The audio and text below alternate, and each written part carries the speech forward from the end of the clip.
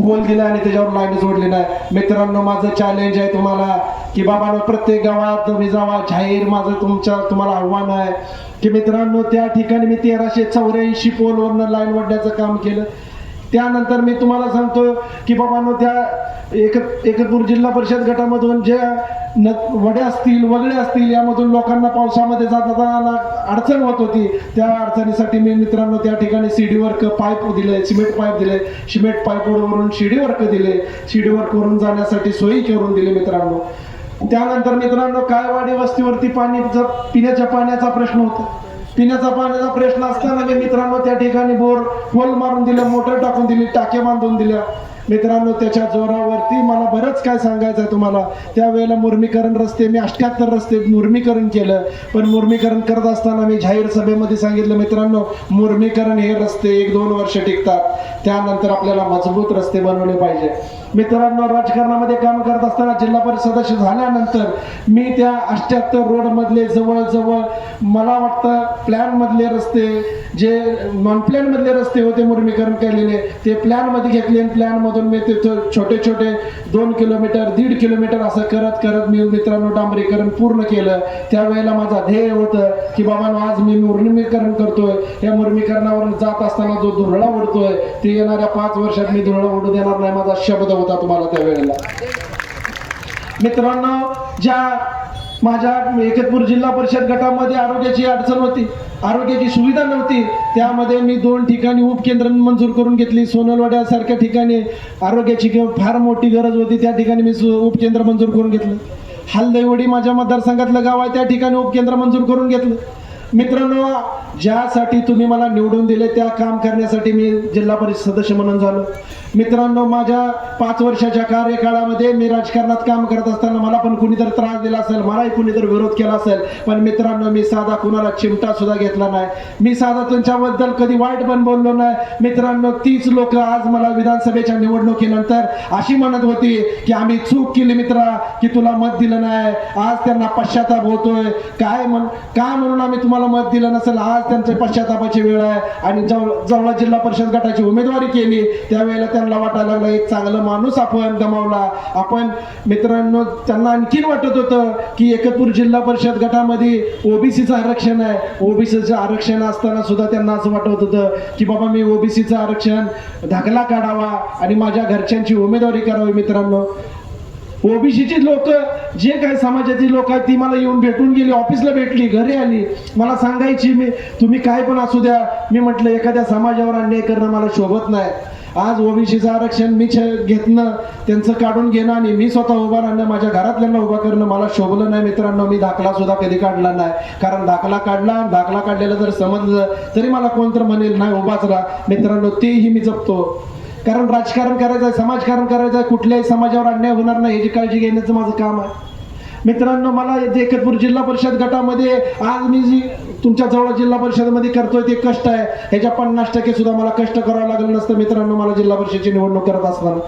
तरी सुद्धा मी जवळ जिल्हा परिषदमध्येच का निवडणूक लढवायची ठरवली, कारण मला 9 वर्षापूर्वी पण मला जवळ जिल्हा परिषद गटातून निवडणूक लढवायची माझी इच्छा होती. मित्रांनो, माझ्या समोर कोण येणार आहे, काय येणार आहे ह्याची मी कधी तमा बाळगली नाही. मित्रांनो, मला कुठलाही राजकीय वारसा नसताना, मी सर्वसामान्य कुटुंबात जन्माला येत असताना सुद्धा मी प्रस्थापित घरांना कधी घाबरलेलो नाही तुमच्या जीवावर. मित्रांनो, मला तुम्हाला आवर्जून सांगायचं आहे, राजकारण हे सुंदर करायचं आपल्याला, राजकारण हे आपल्याला चांगलं करायचं. मित्रांनो, जे आज एकतपूर जिल्हा परिषद गटामध्ये जो विकास केला, विकासाच्या जोरावर मी मित्रांनो या तालुक्यामध्ये अतुल पवारला कुठल्याही गटात उभा करा असं सगळ्यांचं मत आहे, लक्षात ठेवा. हे खरं आहे का नाही मित्रांनो? मी विधानसभेच्या निवडणुकीच्या वेळेला मी तुम्हाला माहिती आहे कुठल्या पार्टीचं काम केलं, शेतकरी कामगार पक्षाबरोबर मी काम केलं. मित्रांनो, मी जातीच्या पलीकडे जाऊन राजकारण करतो, जातपात मी कधी मांडलेलं नाही. मित्रांनो, मला कधी माझ्या बापू जवळचा नातेवाईक आहे, माझे बापू मामा आहेत, लक्षात ठेवा, तरी मी कधी असला विचार केला नाही. मित्रांनो, मतभेद होत असतात राजकारणात, त्या गोष्टीसाठी मी शेकापचं काम केलं.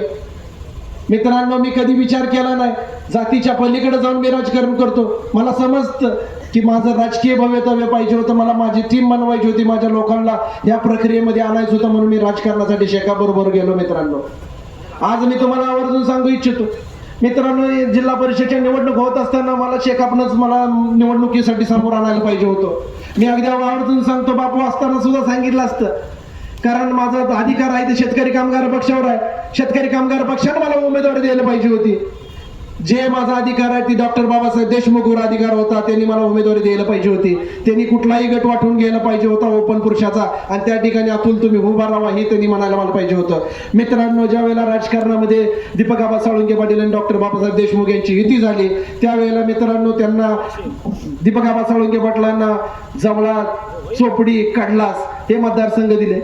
मला आवर्जून सांगायचं मित्रांनो, मला जवळा जिल्हा परिषद गटातून अर्ज भरल्यानंतर 2 दिवसांनी मला त्यांनी सांगितलं की बाबा तुला चोपडीतून उभार करायला लागतंय. मित्रांनो, मी त्यांचा शब्द ऐकला डॉक्टर बाबासाहेबांचा. मी डॉक्टर बाबासाहेबांचा सन्मान करतो मित्रांनो, कारण मी त्यांच्याबरोबर विधानसभा लढली होतो. कारण मला तुम्हाला आवर्जून सांगायचं आहे की डॉक्टरांनी मला सांगितलं तुम्ही चोपडीत उभा राहा. मी म्हटलं एकच सांगतो की तुम्हाला चोपडीत त्यांच्या आमदाराचा मुलगा पण त्याचा अर्ज भरा आणि मी पण अर्ज भरतो. मित्रांनो, त्यांनी अजिबात चोपडीमध्ये अर्ज भरला नाही, त्यांनी फक्त जवळ्यात अर्ज भरला. माझ्यावर त्या बाबतीत आताच्या चालूच्या उमेदवाराच्या वडिलांनी माझ्यावर गद्दारी केली. मित्रांनो, मला सांगायचं, तुम्ही खोटं का बोलता? ज्या वेळी त्या गोष्टी आहेत त्या 2 दिवसानंतर आपण बसून मिटवल्या असत्या. मला एक तर खोटं चालत नाही. दोघांनी भरायचं होता, जवळ्यात भरायचं होतं, दोघांनी भरायचं होता, चोपडीत भरायचं होता. चर्चेतून मार्ग निघाला असता.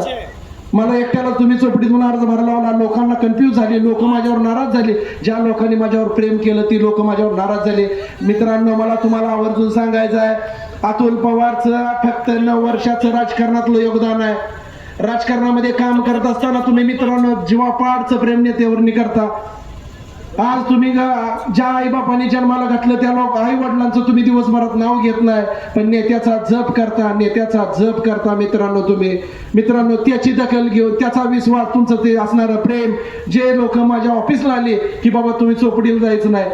मित्रांनो, मला तुम्हाला आवर्जून सांगायचं आहे की राजकारण करत असताना मी लोकांचं प्रेम बघतो, लोकांची भावना जाणतो, लोकांचा विश्वास संपादन करतो. राजकारणामध्ये हार जीत ही नंतरचा विषय आहे. मित्रांनो, राजकारणात हारायला कधी अतुल पवार भेटणार नाही, लक्षात ठेवा. मला तुम्हाला आवर्जून सांगायचं की चोपडीचा निर्णय मी कॅन्सल केला. लोक माझ्या ऑफिसला आले, अक्षरशः डोळ्यातून पाणी काढलं.